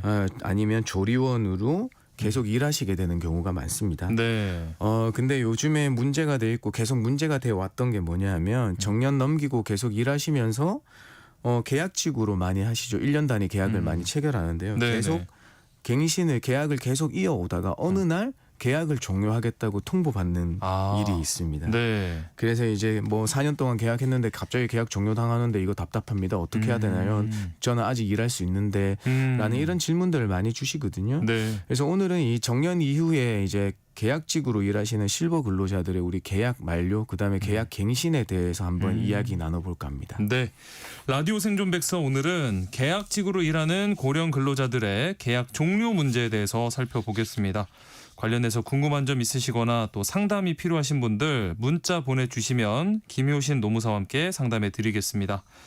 샵 9730번으로 문자 보내주시면 됩니다. 샵 9730. 짧은 문자는 50원, 긴 문자는 100원의 정보 이용료가 부과되고요. 콩 게시판을 통해서는 무료로 참여하실 수 있습니다. 많은 참여 부탁드리겠습니다. 이 정년 이후에 계약직으로 일하는 실버 근로자들 이 계약을 마칠 때 이렇게 문제가 발생한다고 하니까 좀 이상한데 네. 계약직은 말 그대로 기간이 딱 정해져 있는 거 아닌가요? 네, 맞습니다. 이게 뭐 근로계약 기간의 시작과 끝을 정해놓고 일하시는 분들이 우리는 뭐 법상으로는 기간제 근로자다. 우리가 흔히 말하는 건 계약직이다, 뭐 비정규직이다. 이런 말씀들을 많이 하시거든요. 이렇게 얘기하거든요. 네. 근데 우리는 특별하게 이분들이 근로기준법도 적용받지만 우리 기간제 근로자를 규율하는 기간제 및 단시간 근로자 보호 등에 관한 법률이 있습니다. 네. 네, 거기 우리 뭐 속칭 뭐 기간제법이라고 하는데요. 네, 거기에서 원칙은 기간제 근로자를 2년 초과해서 상용하면 기간에 정함이 없는 근로자로 전환시켜줘요. 이거는 네. 법적에서 2년 이상 뭐 근무하게 되면 1년 단위 체결해 오고 있다가 하더라도 정규직으로 보는 제도거든요. 네네. 근데 예외가 있습니다. 예. 예, 뭐 사업의 완료 기간을 정해놨다거나 아니면 만 55세 이상의 고령자와 근로계약을 체결하는 경우 등에는 2년의 제한에 적용을 받지 않습니다. 네. 그래서 어떤 분들은 뭐 3년, 5년 그보다 더 많이 하시는 분들이 있죠, 계약직으로요. 근데 이럴 때 계약 만료할 때 문제가 발생해요. 네. 여기서 지금 고령자의 기준을 만 55세로 봤다는 게 조금 놀랍고요. 바꿔야 돼요, 이거 이제. 예. 그러니까 그러면은 네. 만 55세가 지나면 이 기간제 근로 2년 제한 이 기준이 적용되지 않는다는 말씀이신데. 맞습니다. 네. 그렇다고 해서 뭐 계약이 끝났다 이렇게 말 네. 한마디 한다고 네. 몇 년씩 해오던 일을 그냥 바로 그만둬야 되는 건가요? 이게 사실 이게 굉장히 지금 애매한 순간에 있습니다. 왜냐하면 아까 말씀드렸지만 기간제법에서는 기간제 기간 제한 예외로 55세 만 55세 이상에서는 2년 초과해도 여전히 계약직 신분을 유지할 수 있도록 그러니까 계약직을 반복 갱신할 수 있도록 규정해놨거든요. 네. 근데 법원에서는요 이게 계약이 반복적으로 갱신되어 오는 등 여러 사유가 있다면 하면 네. 그 근로자한테 다음 계약이 갱신될 거라는 합리적 기대권을 인정할 수 있다고 얘기하고 있습니다. 네, 그리고 그 사용자가 그 기대권을 저버리려면 그러니까 그 정당하고 합리적 이유가 있어야 된다고 하거든요. 네. 이게 바로 갱신 기대권에 관한 법리라고 하는데요. 법에 없는 판례에 형성되어서 나오고 있는 법리입니다. 네, 그렇기 때문에 이게 혼란은 지속되고 있고요. 계약직 근로자들의 갱신 기대권 주장에 따른 이 사건들이 많아지고 있는 추세입니다. 뭐 흔히 이제 뉴스에서도 많이 나오고 하는 걸 말씀을 드리자면 네. 아파트 같은 경우에 네. 이 경비 용역업체는 이렇게 매년 바뀌어도 이 소속 경비원들은 고용 승계되는 경우가 많은데 맞습니다. 이런 상황에서 갑작스럽게 이렇게 해고가 되면 부당해고 소송으로 이어지기도 하고요. 네. 법원에서는 어떤 판단을 내리고 있을까요? 사실 이제 우리가 말씀해준 이제 용역업체 변경되는 경우에 그 재고용되지 않는 거는 네. 사실 일반적으로 부당해고라고는 보기 어려워요. 이거는 계약 갱신을 하는 것과 업체가 바뀌어서 내가 고용 승계가 되지 못하는 거하고는 조금 별개의 문제거든요. 네네. 그런데 뭐 새로운 용역업체가 기존 직원들을 반드시 고용할 의무가 있으면 또 뭐 부당해고가 되긴 하지만 지금 네. 말씀드리는 경우에는 이 기존에 계셨던 계약직 분들을 계약을 해지할 때를 말씀드리는 거예요. 그래서 네. 이런 경우가 갱신 기대권 인정되고 합리적 이유가 없으면 부당해고에 대한 논리가 형성된다는 거거든요. 네. 그러니까 이 갱신 기대권 관련 소송이 22년도에는 92건, 23년도에는 112건, 그다음에 작년에는 160건을 넘겼다고 해요. 이게 소송에만 국한된 거고요. 네. 이 노동자들은 원래 노동위원회 구제 신청을 많이 시도를 하거든요. 예. 이 구제 신청까지 포함하면 아마 사례 수는 더 많을 거예요. 네. 갱신 기대권을 인정할 수 있느냐 없느냐가 지금 주요 쟁점인 맞습니다. 것 같은데 네.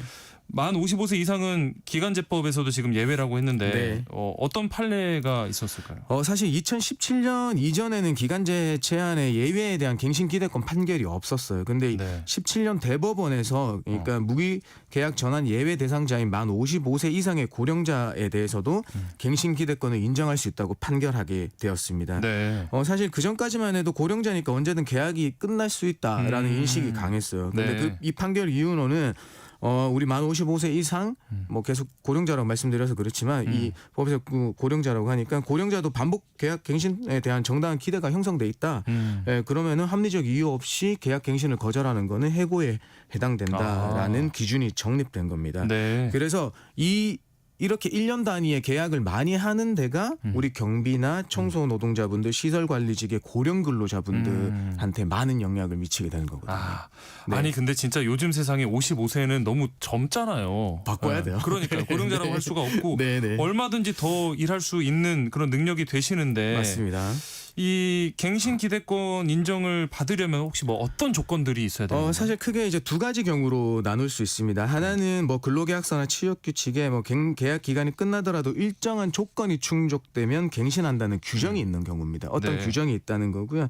그래서 이렇게 규정이 명시된 경우라고 하면 우리 근로자분이 그 조건 충족하면 당연히 다음에 갱신될 거라는 기대를 가질 수 있죠. 네. 그래서 이게 되는 법적 보호를 받아야 된다는 논리입니다. 그다음에 예. 둘째는요. 이 규정이 없을 때가 많이 논란이 돼요. 그렇군요. 그러니까 실제로 우리 근로관계 전반을 보면 계속 일할 수 있을 거라는 신뢰가 자연스럽게 형성되는 경우가 있어요. 네. 아까 말씀드린 것처럼 계약이 몇 년에 걸쳐서 여러 차례 반복되어 오거나 네. 그다음에 뭐 평소 사용자 측이 계속 근무를 할 수 있다고 뭐 구두상이나 어떤 저기로 뭐 계속 암시를 했거나 계속 할 수 있을 거야 네, 이렇게. 네. 그리고 또 갱신 기준이나 절차가 사실상 마련되어 있는 경우에는 뭐 이에 해당되겠습니다.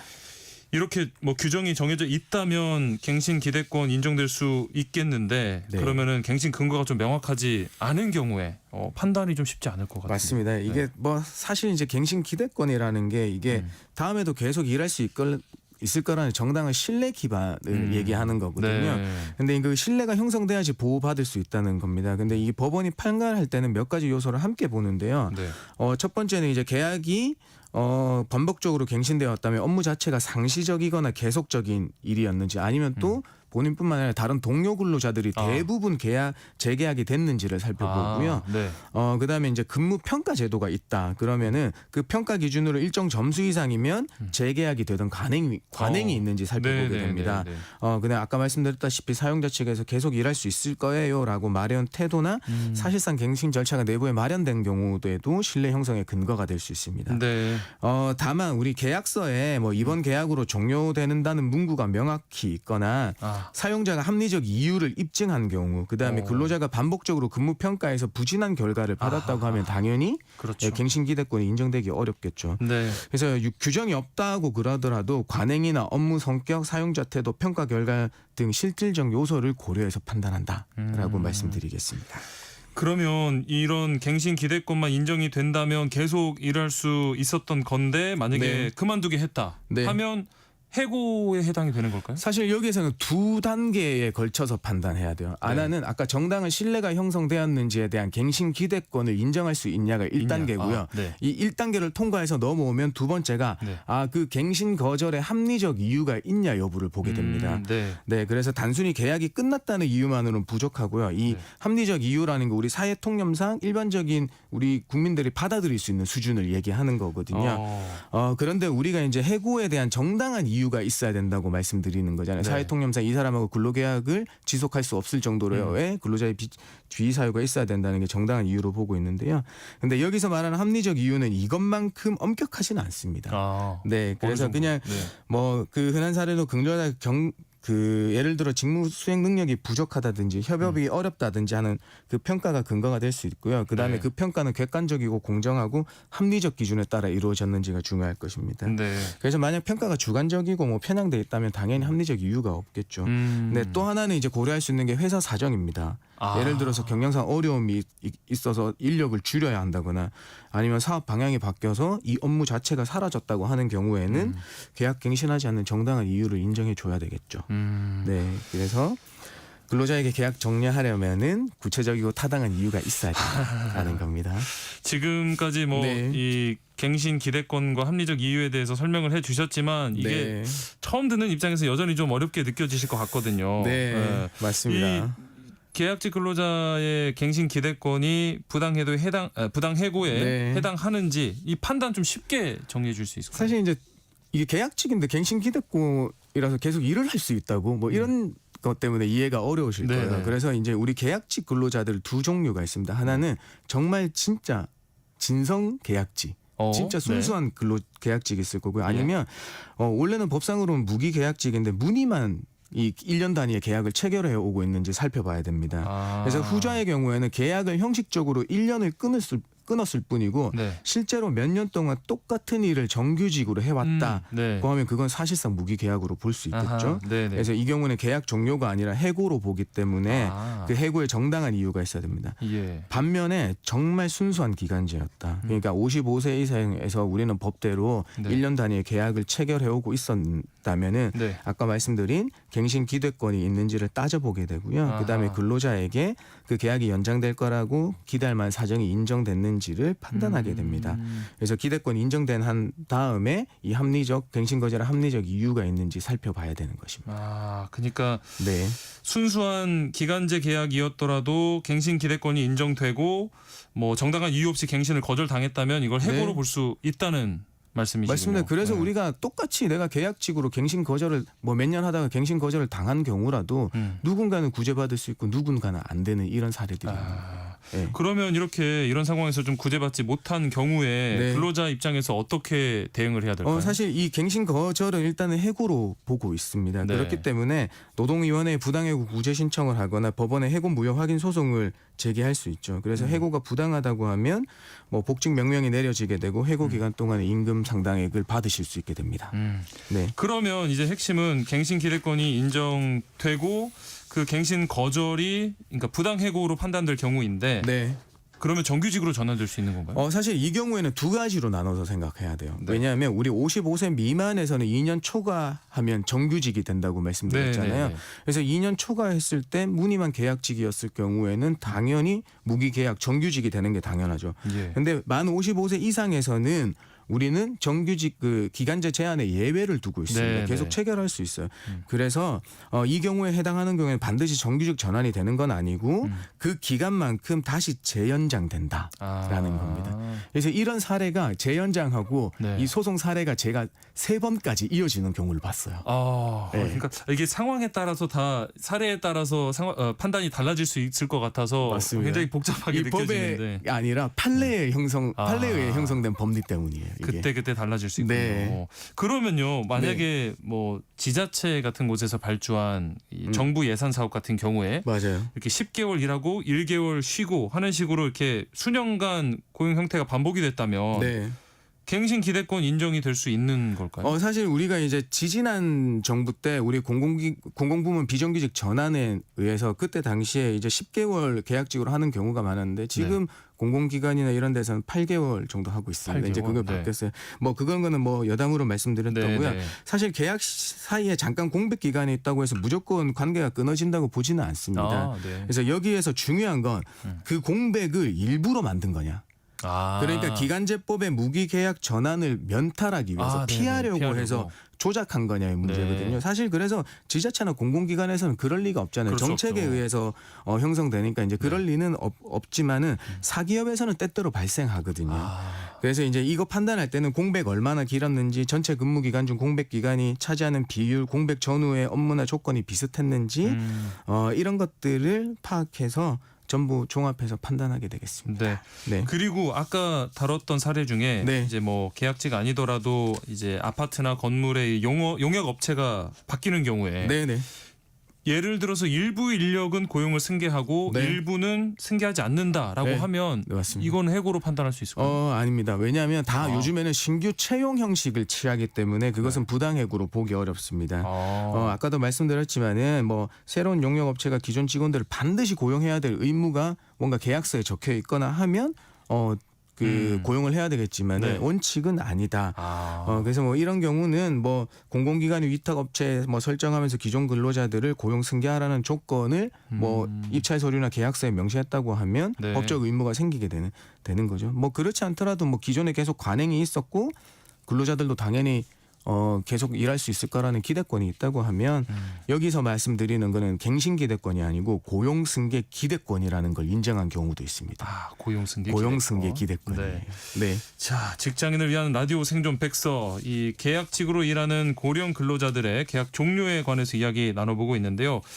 자, 문자 살펴보겠습니다. 0246님. 실버 근로자인데 1년 단위 계약직으로 일하고 있습니다. 기간이 짧아도 감사한 마음으로 일하고 있는데 혹시 저 같은 경우에 갱신 기대권 주장할 수 있나요? 라고 하셨거든요. 지금 근데 뭐 근무하신 기간이나 상황이 좀 자세히 나와 있지는 맞습니다. 않은데요. 조금 더 상황을 이제 말씀해 주시면 답변 드릴 수 있을 것 같은데요. 이게 1년 단위 계약직으로 오로지 몇 년 동안 반복되고 있다고 해서 갱신 기대권을 바로 인정해 드릴 수는 없고 어떤 규정이 있거나 아니면 규정이 없다고 하더라도 관행 또는 뭐 여러 사정들을 종합해 봤을 때 당연히 그 보호받아야 될 신뢰가 형성된 경우여야 하거든요. 그래서 그걸 한번 따져봐야 돼요. 참 뭔가 이게 객관적으로 판단하기 좀 어려운 영역인 것 같아서 이 당사자들이 자신이 스스로 판단하기는 어려울 것 같고요. 이게 동일 유사 사례에서도 판결은 다를 수 있거든요. 자, 9100님. 아파트 경비 업무 하고 있습니다. 근로계약서를 3개월, 6개월 이렇게 기준 없이 작성을 하고 있는데 이 법적으로 문제가 없는 건가요? 질문을 주셨어요. 사실 이게 가장 취약한 점으로 하나로 작용할 수 있어요. 왜냐하면 네. 우리 고령 근로자들 분들 같은 경우에는 기간의 제한의 제외가 되기 때문에 네. 거기에서 이 계약서를 쓰는 단위에 대해서는 우리 어떤 법에서도 정하지 않고 있거든요. 아, 그래요. 그래서 우리가 일하시는 입장에서는 회사에서 제시하는 기간을 받아들일 수밖에 없는 불안정한 위치에 있는 게 맞습니다. 네. 그래서 사실 이제 단답형으로 말씀드리면 법적으로는 문제가 없지만 너무 고용의 불안정한 위치에 놓이게 되게 되는 거죠. 예. 7534님도 경비원의 경우에는 1년이 지나면 연차 수당을 받는데 이 단 하루 때문에 수당을 못 받는 경우가 있다. 이렇게 하루 때문에 경비원에게 불이익이 오는 경우 이 법 문제가 있는 거 아니냐 제기를 해주셨어요. 사실 이제 이것도 판례 때문에 그 1년 365일을 근무하고 퇴사하게 되면 네. 이 15일을 못 받게 되셨어요. 그 이전에는 네. 그러니까 이 판례가 되기 전까지는 1년 365일 1년 계약직이더라도 네. 그 15일에 연차가 발생하고 쓰지 못하고 퇴사하더라도 그 15일의 수당을 지급해야 된다는 입장이었거든요. 네네. 그런데 이제 법원에서 그 대법원 판례로 인정되는 거는 365일이 아니라 366일째 근로관계가 형성되어 있어야지 15일이 확정적으로 발생한다로 바뀌었어요. 네. 그러니까 이분이 말씀하시는 게 하루 때문이라는 게 아. 366일째에 있어야 된다는 걸 말씀드리는 거예요. 네, 그러니까 1년 계약직 365일만 근무하게 되면 연차 수당 15일을 못 받게 되세요. 거기서 이제 하루만 넘기면 받을 수 있는 건데 맞습니다. 못 받게 되면 네. 억울할 수밖에 없는데. 그러니까 이게 조금 예전에는 네. 좋았는데 네. 이게 나빠졌다고 생각하시니까 이제 그 말씀을 해주셔요. 예. 네. 자, 27799님 59년생이고요. 76일 단기 일당직입니다. 자, 두 가지 질문을 주셨는데 고용보험을 같이 받을 수 있나요? 그리고 현 단기 급료 시 공제금 선택할 수 있는지 질문을 주셨습니다. 76일 동안 일하시기로 하는 계약직, 76일에 일하시기로 하는 계약직이실 것 같아요. 네. 근데 지금 56년생이니까 만 65세가 넘으셨죠? 그러네요. 지금 그래서 고용보험을 받으실 수 있으려면 내가 단 하루의 공백 없이 이 회사에서 계속 회사 간 공백 없이 취업해 오셨어야 돼요. 그러니까 만 65세에서 하루라도 공백 없이 계속 이어져 왔다고 하면 네. 고용보험에 가입하고 계약 만료로 실업급여 받으실 수 있게 되는데요. 네. 어느 순간 65세 지나서 어느 순간 하루라도 공백이 있으시면 고용보험의 자체 실업급여 자체에서 가입 혜택이 안 되세요. 공백이라는 거는 취업 상태의 공백을 그렇지, 말씀하시는 이런 거예요. 거죠. 난 65세가 넘으셨어요. 네. 근데 내가 오늘 일하고 그만두고 내일 다른 회사에 바로 취업해 주셨어요. 바로 네, 이어져서. 그래서 근데 네. 그 이틀 뒤에 취업하셨다고 해도 안 되는 거예요. 근데 네, 그걸 확인해 보셔야 될 거고요. 단기 급료시 공제금은요. 사실 76일이니까 연금은 해당 사항 없으시고요. 건강보험 같은 경우에도요.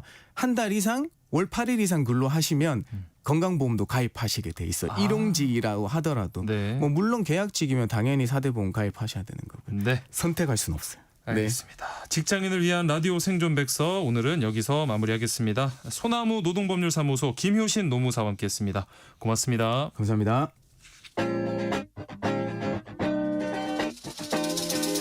세상의 모든 정보를 당신의 귓거로 특급 배송해드립니다. 세상의 모든 정보.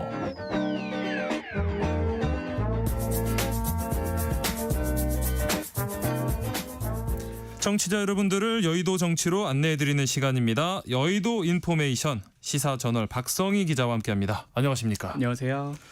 자, 오늘은 먼저 민주당 전당대회부터 살펴보겠습니다. 전당대회가 이제 사흘 앞으로 다가왔습니다. 지금 정청래, 박찬대 두 후보 모두 막판 총력전에 나서는 모습인데 지금까지의 경선 흐름 어떻게 보실까요? 네, 요즘 날씨 정말 덥잖아요. 네, 뜨겁죠. 민주당 전당대회 열기도 뜨겁습니다. 일단 지금까지 흐름 정청래 후보가 확실히 주도하고 있어요. 앞서 진행된 충청 영남권 권리당원 투표에서 정 후보가 약 63%에 가까운 득표율로 박찬대 후보를 크게 앞서면서 초반 기선을 제압하고 있습니다. 네. 특히 정청래 후보 측은 이른바 밴드웨건 효과라고 하는데 권리당원 투표 흐름이 아직 투표를 하지 않은 당원들과 여론에도 영향을 줄 것이다. 이런 기대감입니다. 네. 이를 바탕으로 권리당원의 30% 이상이 포진한 호남권 표심만 잡으면 당권을 가져올 수 있다는 판단인 거죠. 반면 박찬대 후보는 정청래 대세로는 일종의 착시다 이렇게 주장하고 주장하고 있습니다. 예. 이유는 현재까지 공개된 충청 영남권 권리당원 표심이 전체 권리당원 대비 10% 수준에 그치기 때문인데요. 네. 그래서 박 후보 측은 연일 90%의 표심은 아직 미지수다. 역전 가능성을 내세우고 있습니다. 네. 두 후보가 이제 어제까지 해서 세 차례 걸쳐서 TV 토론을 가졌는데 뭐 분위기는 어땠는지 어떤 발언들 오갔는지 살펴볼까요?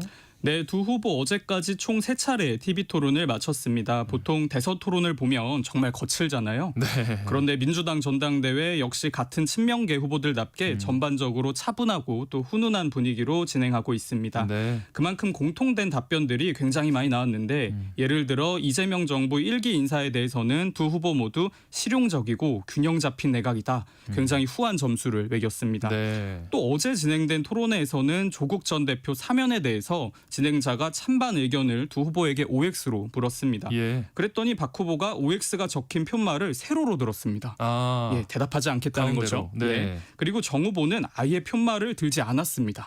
예, 네. 결과적으로 사면은 대통령의 뜻이니까 누가 당대표가 되더라도 공개적인 의견을 밝히는 게 적절하지 않다는 거죠. 네. 하지만 쫓는 자와 쫓기는 자의 어쩔 수 없는 신경전도 펼쳐졌는데요. 네. 가장 격하게 충돌한 게 차기 지방선거 공천 문제였습니다. 정청래 후보가 나는 컷오프하지 않겠다 이렇게 선언한 게 화근이 된 건데요. 네. 당 지도부의 자의적인 기준에 따라서 특정 후보를 넣고 뭐 빼고 이렇게 하는 게 공정성 시비가 붙을 수 있다고 주장을 한 거죠. 네. 그랬더니 이제 박찬대 후보가 전략공천 자체가 사실 컷오프다. 정 후보가 현실을 호도하고 있다. 이렇게 이례적으로 충돌을 했습니다. 예. 특히 어제 마지막 토론이었던 만큼 포부에서도 미묘한 신경전이 펼쳐졌는데요. 네. 박찬대 후보가 개혁의 문제는 속도와 시기다 이렇게 강조하니까 정청래 후보가 곧바로 속도와 시기 말씀하시는 거 보니까 지금 당장 안 된다는 뜻으로 해석이 된다. 네. 예, 내가 되면 당장 실시하겠다. 견제규를 날렸습니다. 네.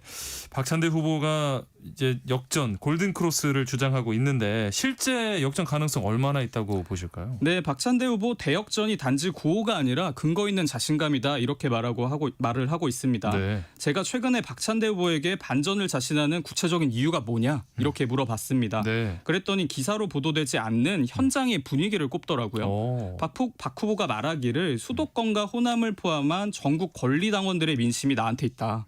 예, 후반부로 갈수록 실무와 통합 그리고 유능한 개혁에 대한 기대가 커지고 있는 걸 내가 직접 느낀다. 그래서 지금 반전의 드라마를 쓰고 있다. 한마디로 여론조사에 드러나지 않았을 뿐이지 사실상 골든크로스는 이미 일어났을 수 있다. 이렇게 주장하고 있는 겁니다. 네. 정치권은 또 강선우 전 후보자 사퇴 과정이 당심에 미칠 영향도 주목하고 있는데요. 네. 사실 지난주 초미의 관심사가 강선우 전 여성가족부 후보자의 거취 문제였잖아요. 네. 사실 뭐 저를 포함해서 대부분의 정치권 관계자들이 임명 강행을 점쳤는데 네. 실제 강 전 후보자가 사퇴한 당일 이를 미리 안 사람들은 여권 지도부 일부 관계자들하고 대통령실 핵심 관계자들 뿐이었습니다. 예. 심지어 정청래 후보도 강 전 후보자의 임명 강행을 기대하고 또 점치기도 했죠. 네. 그런데 박찬대 후보는 강 전 후보자 사퇴를 미리 안 것 아니냐 이런 관측이 나옵니다. 예. 박 후보자가 강 전 후보자에게 거취 결단을 SNS로 요구를 했는데 17분 뒤에 강선우 사퇴 뉴스가 나온 거죠. 네. 시점이 너무 공교롭다 보니까 정치권에선 대통령실과 박 후보자가 긴밀히 소통하고 있는 거 아니냐 이런 관측이 제기됐습니다. 네. 박 후보는 물론 사실이 아니다라고 했는데 박 후보가 내세우던 명심을 아는 후보 이 구호가 어느 정도 설득력을 갖게 된 거죠. 예. 그 뒤에 기자들이 정청래 후보만 만나면 명심은 박찬대 아니냐 이렇게 입장을 많이 물어봅니다. 그때마다 정 후보 굉장히 큰 불쾌감을 드러내고 있는데 네. 당대표는 당심이 뽑는 거지 대통령이 뽑는 게 아니다. 이렇게 주장을 하고 있습니다. 네. 결국 이번 전당대회 당심과 명심 사이 그리고 투쟁과 실무형 리더십 사이에서 당원들이 어떤 방향을 선택할지가 변수가 될 전망입니다. 네. 이제 이번 주말이면 새로운 여당 당대표 탄생을 하게 되는데 지금 야당에서도 좀 눈치를 보고 있어요. 뭐 둘 중에 누가 되더라도 강대강 정국이 될 거란 판단인데 실제 좀 전망 어떨까요?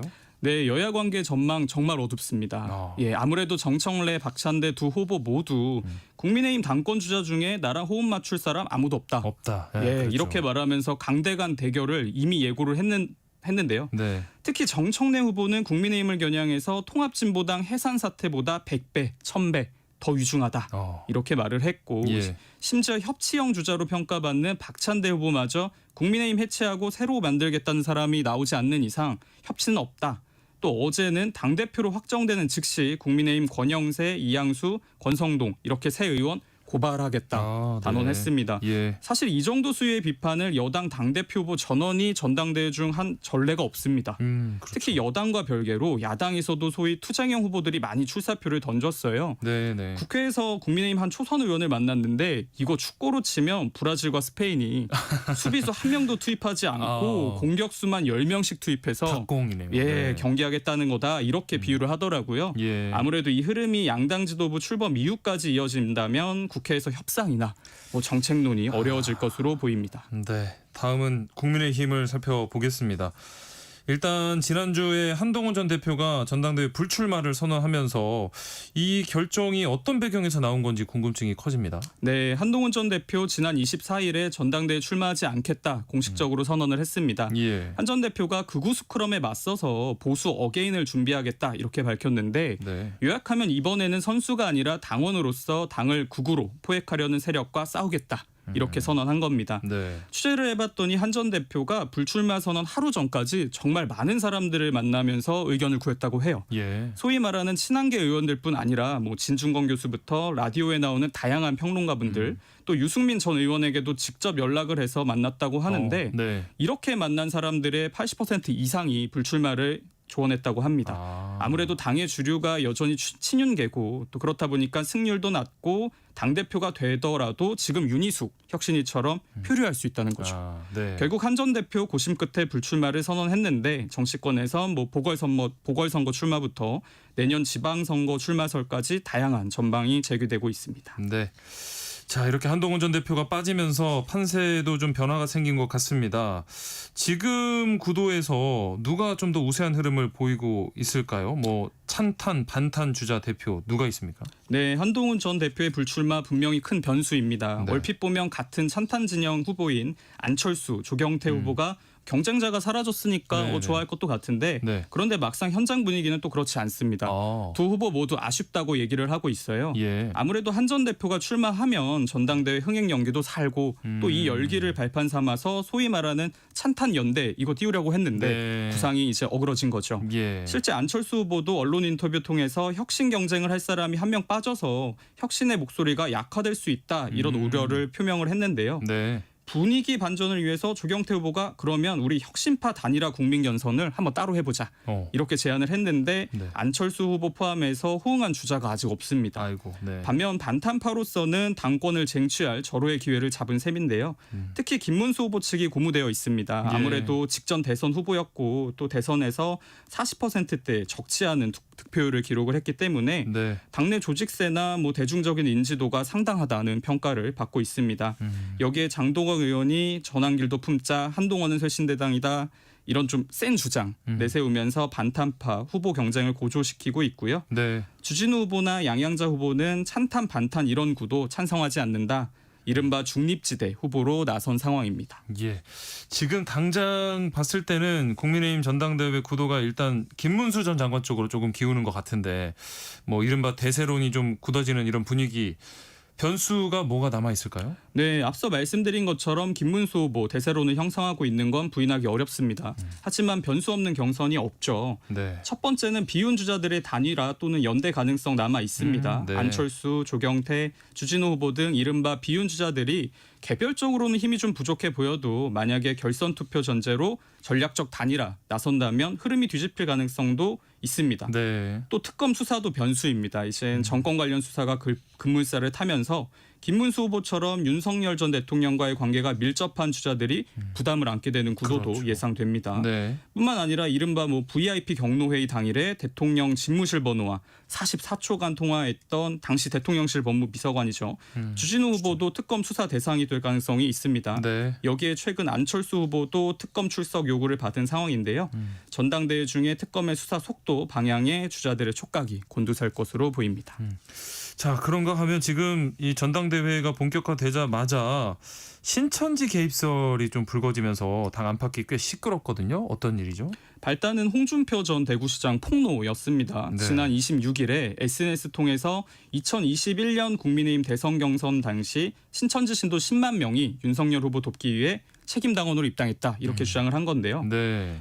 본인이 이제 2022년 여름에 이만희 신천지 교주를 직접 만나서 이런 얘기를 들었고 윤 후보가 검찰총장 시절에 신천지 압수수색을 막아준 보훈 차원으로 신천지가 대선 경선을 도왔다는 겁니다. 네. 물론 이게 사실 처음 제기된 의혹은 아닙니다. 정치권에선 공공연히 떠놀던 소문이기도 한데 네. 민주당도 지난 4월에 관련 혐의로 이제 정당법 위반 혐의, 공직선거법 위반 혐의로 윤석열 전 대통령 그리고 신천지 이만희 교주 경찰에 고발한 상태입니다. 네. 이번 논란 단순한 종교 개입 넘어서 당내 계파 갈등, 나아가 전당대회 구도 전체에 영향을 줄 수 있는 뇌관으로 번지는 모습입니다. 예. 자, 이번에는 이재명 정부 인사 얘기를 나눠보겠습니다. 지난주에 이제 강선우 전 여성가족부 장관 자진 사퇴를 했는데 이번에는 최동석 인사혁신처장 막말 논란에 휩싸였어요. 어떤 발언이 문제가 됐죠? 네, 일단 최동석 차장 한국은행 인사팀, 인사조직 컨설팅 회사 등 거친 인사 전문가로 불립니다. 네. 최근까지 유튜브 채널을 운영하기도 했는데요. 아무래도 이분이 투머치 토커입니다.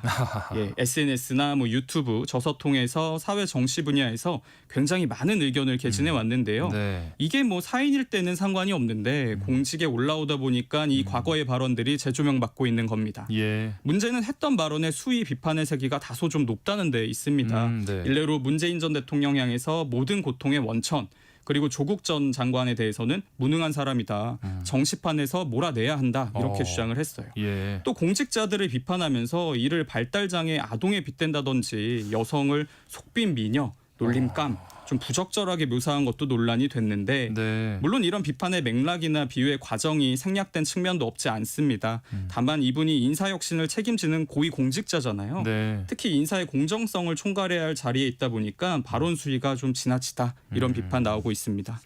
일각에서는 이번 논란의 배경에 친문과 친명 간의 계파 갈등이 깔려 있다 이런 분석도 나오던데요. 네, 아무래도 말씀드린 것처럼 이분이 맹폭한 주요 인물 중에 한 분이 문재인 전 대통령입니다. 네. 최 처장 본인이 만든 인사평가 지표가 있는데 네. 이 기준에 따르면 문 전 대통령 점수 마이너스 70점입니다. 예, 70점도 아니에요. 마이너스. 반면 이재명 대통령은 96점입니다. 예. 최 처장은 이재명 대통령에 대해서 하늘이 내린 사람. 아이고. 네. 예, 이렇게 강한 신뢰를 드러내기도 했는데 네. 이렇다 보니까 친문계 일각에선 이거 의도된 인사 아니냐. 친문계를 이렇게 비판했던 사람을 주요 요직에 앉힌다는 것 자체가 대통령의 어떤 메시지 아니냐 이런 의심이 나오는 거죠. 네. 예, 문재인 정부 국정상황실장을 지낸 윤건영 의원은 치욕스럽다 이렇게 표현하기도 했습니다. 네. 다만 정권 초기부터 계파 갈등 양상으로 비추는 게 친문이나 친명 모두 부담스럽기 때문에 최근에는 양측 모두 발언을 자제하는 모습입니다. 네. 이재명 대통령이 이번에 최동석 인사혁신처장 그대로 두는 걸까요? 분위기가 어떻습니까? 물론 정부로선 상당히 부담스러운 상황입니다. 일부 발언에 대해선 문제의식도 분명히 있는 것으로 알려졌습니다. 네. 다만 최 처장이 정성호 법무부 장관 같은 친명계 인사들도 강하게 비판을 했고 그래서 이건 계파 문제가 아니다. 공인의 신분도 아니었던 사람이 좀 강한 수위로 정치인들 논평한 거 이것까지 문제 삼아야 하냐 이런 시각도 있습니다. 예. 또 이건 평론가들의 의견이지만 이번 사안이 이 대통령의 핵심 지지층 결집과 맞물려 있다. 이런 시각도 있습니다. 네. 친명 지지층 입장에서는 같은 친명계인 최 처장을 지키는 게 이 대통령 지지자 보호 이렇게 받아들여질 수 있는 거죠. 네. 반대로 최 처장을 바로 사퇴시키거나 교체하면 자칫 친문과의 이런 진영 대결에서 우리가 좀 밀리는 거 아니냐. 예, 이런 우려도 있습니다. 네. 다만 이 대통령이 어떤 결단을 할지는 예측하기 어렵습니다. 당장 지난주에 강선우 전 후보자도 임명을 강행하려다가 여론이 악화되니까 후보를 교체했잖아요. 네. 예, 민심 추이를 조금 더 지켜볼 필요가 있어 보입니다. 네. 자, 1분 정도 남았는데 여당 입장에서 참 난처한 상황 같은데 정치권 반응 어떨까요? 네, 당연히 국민의힘 격하게 반발하고 있습니다. 송원석 원내대표 최 처장을 향해서 초대형 막말 유튜버다 즉각적인 사퇴를 촉구했고요. 예. 아무래도 국민의힘 입장에서는 이 최 처장의 발언이 이 대통령과 민주당을 한꺼번에 공격할 수 있는 좋은 소재겠죠. 네. 반면 민주당 입장에서는 이번 논란 계파 갈등으로 확산하는 것을 좀 막아야 되는 입장이다 보니까 굉장히 입장이 신중합니다. 네. 당 지도부는 대통령 인사권 문제에 대해서 말하는 건 바람직하지 않다. 이렇게 수습을 시도하고 있고요. 최 처장도 어제 사과 입장을 밝혔습니다. 향후 신중한 언행으로 국민 여러분 눈높이에 맞는 공직자가 되겠다. 이렇게 밝힌 건데 네. 정부와 여야뿐 아니라 국민이 과연 어떤 판단을 내릴지 조금 더 지켜봐야 할 것 같습니다. 네, 오늘은 여기까지 하겠습니다. 저희 프로그램 세 단장으로 여의도 인포메이션 코너는 다음 주 금요일 일부로 옮겨서 방송이 됩니다. 다음 주부터는 금요일에 뵙겠습니다. 지금까지 시사저널 박성희 기자와 함께했습니다. 고맙습니다. 감사합니다. 세상의 모든 정보 오늘 순서 여기서 마무리합니다. 모바일 커피 쿠폰 당첨자는 홈페이지 공지사항에서 확인하시면 되고요. 저는 내일 다시 찾아뵙겠습니다. 행복한 오후 보내세요. 아나운서 임지웅이었습니다. 고맙습니다.